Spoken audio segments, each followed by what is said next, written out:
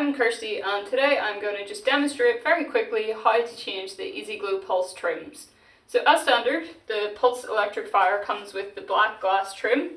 This comes with the standard and the widescreen edition, but Ezee Glow have recently released this new optional metal trim, which just changes the overall look of the fire. And to do it, it's super simple. The trim is magnetic, so you can just pull like that, and you can see where the little metal plates are. And I'll just set that here. And then we just take the metal trim. I tend to go from the bottom and just line it up.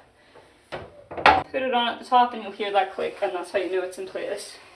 So that's it. That's how you change the Pulse trims. If you have any questions or if you want to find your Ezee Glow stockist, you can find us at ezeeglow.com. And if you like this video, please remember to like and subscribe. Thank you.